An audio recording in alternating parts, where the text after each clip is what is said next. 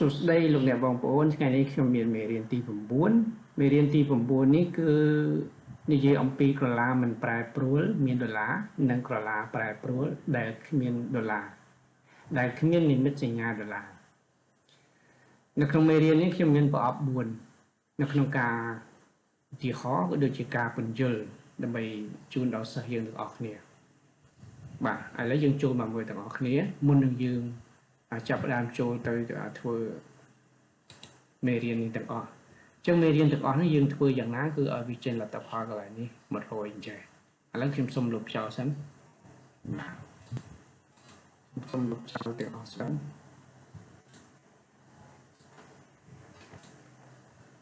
lấy là tệ chứ và lấy chung một mưa cái này nè anh ấy cái hai thang cờ lá prai prul hai đầu váy băng cái hai thang cờ lá prai prulสอเอนี่คือโดยซาสอเอนี่คือจีดำนางเอากระบาช่วยโชว์เลขมวยนี่คือดำนางเอากระบาช่วยเด็กเช่นกระบาช่วยโชว์บาช่วยโชว์เด็กอันนี้ประสอบจมวยหนึ่งกระบาช่วยเด็กนี้บังเกิดบานจะชั่วโมงสายหนึ่งมวยแล้วขยมตกกระไรในชั้นขยมมันไปโยนหลักไรชั่วโมงกลาในมวยชั้นตามเป็ดบองโอนในยืนศึกษาในอิสราเอลยืนบ่ายจะเดินง่ายหลายนั้นแต่เพียงทรงประโยชน์บอกถอยกล่าวที่ฉันในขนมกรรมวิธีอิสราเอลมาใส่ในมวยนี่คือเวียนเมียนชั่วโมงอันเวียนแต่ก็อะไรชั่วโมงวิ่งยังไม่เพียงทรงประโยชน์เนี่ยได้อัดตอนแจกหลายนั่งเต้มาเนี่ยแจกให้ยังไอ้ลงบ้านชั่วโมงวิ่งในมวยนี่คือเวียอาศัยแต่เลยเนี่ยก็บาโจโชประสอบจมูกกับบาจุดเดนี่บังการปานจุดชั่วโมงแล้วខ្ញុំចុចកន្លែងនេះមួយតែពេលដែលខ្ញុំចុចកន្លែងនេះមួយគឺវាមានពណ៌ប្រផេះនៅអក្សរ G នេះឃើញទេអក្សរ G ហើយវាមានពណ៌ប្រផេះកន្លែងណាទៀតអានេះក្បាលជួយឈរណាតំណាងឲ្យតួអក្សរ C នេះឥឡូវយើងមកមើលក្បាលជួដេតំណាងឲ្យតួលេខទាំងអស់នេះវិញវាមានពណ៌ប្រផេះកន្លែងលេខ7អញ្ចឹងមានន័យថា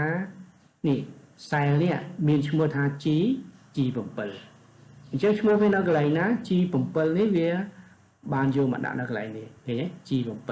ណា G7 អញ្ចឹងមានន័យថាខ្សែនីមួយនេះមានឈ្មោះរបស់វាទាំងអស់ឥឡូវខ្ញុំចុចកន្លែងនេះគេកន្លែងនេះវាមានពណ៌ប្រផេះវាមានអក្សរ K ក្បាលជួឈរអក្សរ K ឥឡូវក្បាលជួដេក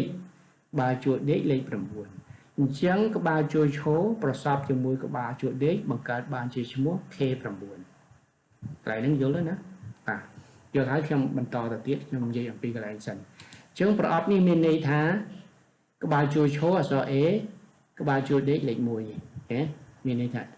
A1 នេះ A1 នេះជាងកាឡានេះគេហៅថាកាឡាប្រែប្រួលបាទឥឡូវបងប្អូនស្គាល់ថាកាឡានេះគឺជាកាឡាប្រែប្រួលសិនទៅវានឹងមាន3ប្រអប់នេះទៀតនៅក្នុងការបញ្យល់ឥឡូវយើងចូលមកប្រអប់ទី2ប្រអប់ទី2នេះគឺដោយសារវាមានដុល្លារចងពីមុខ A ចងពីមុខ A នេះឃើញអញ្ចឹងមានន័យថាក្បាលជួយឈរនេះវាអត់ប្រែប្រួលទេដោយសារវាមានដុល្លារចងខាងមុខចុះលេខ1ក្បាលជួយដេកវិញលេខ1ក្បាលជួយដេកនេះមានន័យថាវាប្រែប្រួលវានៅជាប្រែប្រួលដដែលដោយសារវាអត់មានដុល្លារចងពីមុខខ្លួនវាត្រូវមានដុល្លារចងខាងមុខនេះចងខាងមុខនេះណាតែឥឡូវវាអត់មានន័យថាក្បាលជួយដេកនេះវានៅតែប្រែប្រួលដដែលវាអាចនឹងធ្វើឲ្យចម្លើយយើងខុសដដែលតែក្បាលជួយឈរនេះវាអត់មានការប្រែប្រួលទេនៅវាយើងគណនាឲ្យគឺវានៅតែត្រឹមត្រូវដោយសារវាមាននិមិត្តសញ្ញាដុល្លារនេះចងនៅខាងមុខអូខេឥឡូវយើងចូលប្រអប់ទី3ប្រអប់ទី3នេះមានន័យថាក្បាលជួយឈរប្រែប្រួលដោយសារក្បាលជួយឈរអក្សរ A កន្លែងនេះវាអត់មានដុល្លារទេប៉ុន្តែក្បាលជួយដេកនេះមិនប្រែប្រួលទេដោយសារក្បាលជួយដេកវាមានដុល្លារចងនៅខាងមុខនេះក្បាលជួយដេកមិនប្រែប្រួលទេក្បាលជួយឈរនេះប្រែប្រួលវិញនេះសម្រាប់ប្រអប់មួយនេះឃើញទេវាផ្ទុយនឹងប្រអប់មួយនេះប្រអប់មួយនេះក្បាលជួយឈរមិនប្រែប្រួលក្បាលជួយដេកប្រែប្រួលដល់ប្រអប់មួយនេះក្បាលជួយឈរប្រែប្រួលក្បាលជួយដេកអត់ប្រែប្រួលទេដោយសារមានដុល្លារឥឡូវយើងចូលមកប្រអប់ទី4ប្រអប់ទី4នេះមានន័យថាក្បាលជួយឈរមិនប្រែប្រួលក្បាលជួយដេកលេខ1នេះក៏មិនប្រែប្រួលដែរក្បាលជួយឈរអក្សរ A នេះណាអក្សរផ្សេងអត់ទេអត់មានទេណាយើងអត់និយាយទេណាបើតែខ្ញុំនិយាយតំណាងឲ្យក្បាលជួយឈរទេណាមានន័យថាក្បាលជួយឈរអក្សរ A នេះគឺអត់ប្រែប្រួលទេ ហើយក្បាលជួរដេកលេខ1នេះក៏អត់ប្រែប្រួលដែរដោយសារក្បាលជួរឈរអក្សរ A មានលេខ1ក្បាលជួរដេកលេខ1នេះវាមានដុល្លារក្បាលជួរដេកលេខ1នេះវាមានដុល្លារដែរណាអានេះក្បាលជួរដេកលេខ1មិនប្រែប្រួលតែក្បាលជួរឈរប្រែប្រួលអានេះក្បាលជួរឈរអក្សរ A នេះមិនប្រែប្រួលទេតែក្បាលជួរដេកនេះប្រែប្រួលដោយសារវាអត់មានដុល្លារជាងសរុបមកអានេះហើយនឹងប្រអប់នេះហើយនឹងប្រអប់មួយនេះគឺវាផ្ទុយគ្នាមកអានេះមានន័យថាវាប្រែប្រួលទាំងក្បាលជួរឈរនិងក្បាលជួរដេកដោយសារវាគ្មានដុល្លារទាំងពីរអានេះវិញវាមិនប្រែប្រួលទាំងក្បាលជួរឈរនិងក្បាលជួរដេកដោយសារវាមានដុល្លារទាំងពីរចំណែកមួយប្រអប់នេះនិងប្រអប់នេះមានន័យថាក្បាលជួរឈរប្រអប់នេះមិនប្រែប្រួលក្បាលជួរដេកប្រែប្រួលចំណែកប្រអប់នេះក្បាលជួរឈរប្រែប្រួលតែក្បាលជួរដេកមិនប្រែប្រួលអូខេឥឡូវទាំង4ប្រអប់នេះយើងមកចាប់ផ្ដើមចូលអនុវត្តនៅក្នុងនេះខ្ញុំនិយាយអំពីក្បាលជួរដេកកន្លែងនេះវិញពេលដែលយើងចុចក្បាលជួរដេកចេញមកឃើញវាត្រង់មកអញ្ចឹងមកវាត្រង់មកអញ្ចឹងមកវានៅតែលេខ3ដដែលអូខេយើងមើលកន្លែងនេះដល់ពេលខ្ញុំចុចកន្លែងនេះមកវា J ហ្មង J3 នេះឈ្មោះវានៅ J3 នៅតែលេខ3អានេះហ្មងអានេះ L3 អានេះ E3 ពីដល់តែពាក្យ3 សម្រាប់ក្បាលជួរដេកគឺ3 នៅតែ3ដដែលនេះយើងចុចមកឃើញហើយដោយសារគេវានៅតែ3ដដែលប៉ុន្តែក្បាលជួរឈរវិញគឺវាដូរទៅតាមតួអក្សរបន្ទាននេះទៅតាមកឡោនបន្ទាននីមួយៗនេះកឡោននេះ A B C D អីចឹងទៅទេអញ្ចឹងមានន័យថាសម្រាប់កន្លែងនេះវាជាការឲ្យឧទាហរណ៍ទេណាអ្វីដែលយើងអនុវត្តគឺយើងយកតួលេខនេះអនុវត្តជាមួយតួលេខនេះឲ្យចេញលទ្ធផលនៅក្នុងនេះទេអានេះគឺការឧទាហរណ៍គឺខ្ញុំចង់បញ្ជាក់ថាក្បាលជួរដេកកន្លែងជួរនេះគឺអត់ប្រែប្រួលទេចាប់មកវាឥឡូវយើងមកមើលក្បាលជួរឈរកន្លែង A នេះម្ដងវិញក្បាលជួរឈរកន្លែងនេះក្បាលជួរឈរកន្លែងនេះគឺនៅតែ A ដដែលដោយសារវាជួរតែវាឈរតែលើក្បាលជួរឈរ A ណា A3 A4 A5 រហូតដល់ A14 ឃើញទេមានន័យថាវានៅតែ A ដដែលប៉ុន្តែតួលេខគឺវាផ្លាស់ប្ដូរទៅតាមកឡោននីមួយៗរបស់វានេះកាឡានេះ5 6 7 8អញ្ចឹងទៅរហូតដល់14គេអានេះមានន័យថាក្បាលជួរឈរមិនប្រែប្រួលតែក្បាលជួរដេកគឺវាប្រែប្រួលទៅតាមតួលេខកាឡានីមួយៗរបស់វា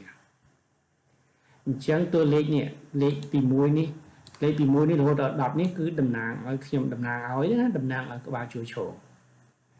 ហើយតួលេខនេះពី1ដល់10គ្នាដែរគឺខ្ញុំតំណាងឲ្យជាការឧទាហរណ៍ទេតំណាងឲ្យក្បាលជួរដេកក្បាលជួរដេកដែលមិនប្រែប្រួល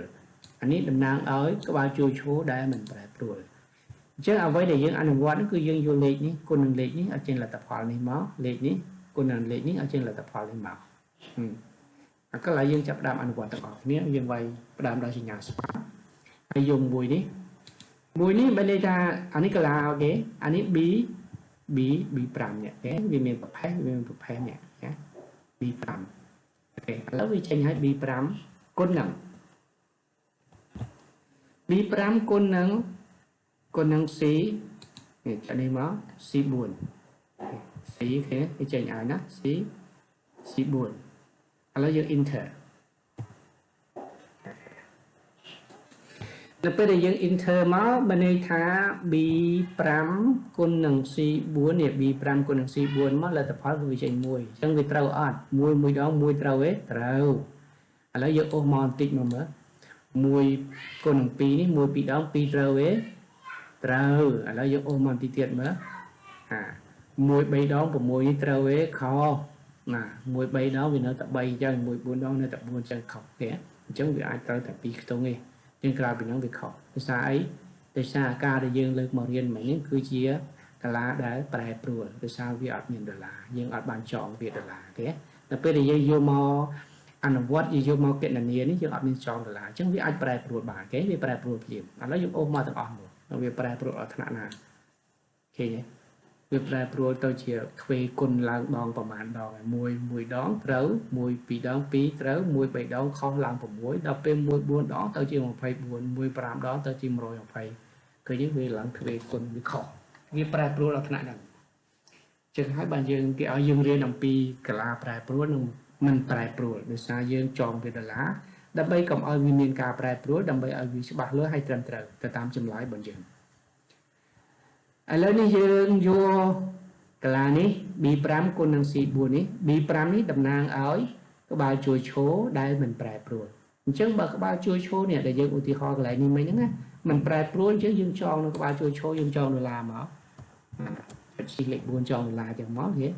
បើនេះថា B នេះចងដុល្លារហើយក្បាលជួរឈរនេះអត់ប្រែប្រួលទេតែកន្លែងកន្លានេះ C4 នោះ C4 នេះអានេះយើងឧទាហរណ៍មិញគឺយើងតំណាងឲ្យជួរដេកដែលអត់ឲ្យប្រែប្រួលតំណាងឲ្យជួរដេកបើតំណាងឲ្យជួរដេកអញ្ចឹងមិនជួរដេកកន្លែងនេះយើងយកមកគុណគឺ C4 C4 អញ្ចឹងយើងចងកន្លែងមុខលេខ4មកចងដុល្លារមុខលេខ4នេះមកបាទ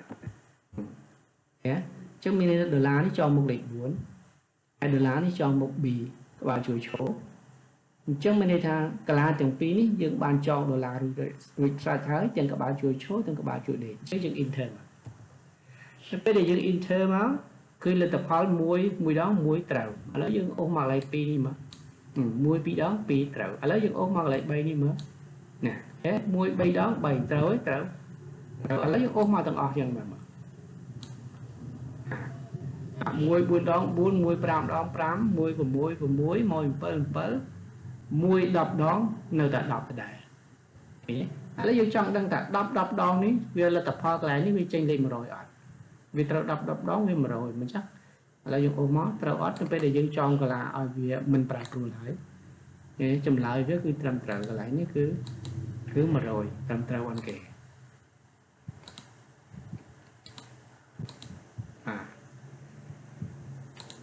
ចឹងចម្លើយបងគេគឺត្រឹមត្រូវគេ10ដងនេះគឺ100ត្រឹមត្រូវគេអញ្ចឹងនៅពេលដែលយើងចងកន្លាដែលធ្វើឲ្យកន្លានឹងមិនប្រែប្រួលឲ្យវាច្បាស់លាស់ឲ្យវាត្រឹមត្រូវទៅតាមលទ្ធផលចម្លើយរបស់យើងគឺយើងចង់គុណវាប្រមាណ100,000លានក៏វាបានដែរគឺចម្លើយវានៅតែវាចងមិនឲ្យប្រែប្រួលទេគឺឲ្យចម្លើយវាទៅតាមត្រឹមត្រូវទៅតាមចម្លើយរបស់វាអញ្ចឹងមេរៀននេះគេចង់បង្រៀនយើងអំពីកន្លាមិនប្រែប្រួលដោយសារយើងមានចងជាដុល្លារនិងកន្លាប្រែប្រួលដោយសារយើងអត់បានចងវាជាដុល្លារ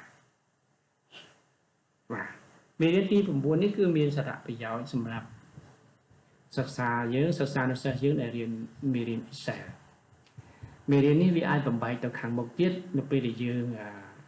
ចងជាដុល្លារអញ្ចឹងទៅហើយខ្ញុំមានមេរៀនមួយទៀតដើម្បីតាក់ទងអំពីមេរៀននេះដែរប៉ុន្តែដោយសារខ្ញុំអត់ចង់ឲ្យវីដេអូនេះវែងខ្ញុំបំបែកមេរៀនហ្នឹងតទៅមេរៀនខាងក្រោយហើយមេរៀនហ្នឹងគឺភ្ជាប់តាក់ទងអំពីនេះប្រអប់ទាំង9នេះដែរដូចគ្នាដែរបាទអញ្ចឹងមេរៀនទី9យើងនេះគឺនិយាយអំពីក្រឡាប្រែប្រួលនិងក្រឡាមិនប្រែប្រួលដោយសារមានដុល្លារដូចជាដល់ទីបញ្ចប់ហើយដែរដូច្នេះក៏សូមថ្លែងអំណរគុណដល់លោកគ្រូអ្នកគ្រូសិស្សានុសិស្សទាំងអស់គ្នាដែលបានតាមដាននៅក្នុងការសិក្សាមេរៀនអំពីក្រឡាប្រែប្រួលនិងមិនប្រែប្រួលរហូតដល់ចុងបញ្ចប់នេះក៏សូមថ្លែងអំណរគុណសូមអរគុណសូមជម្រាបលា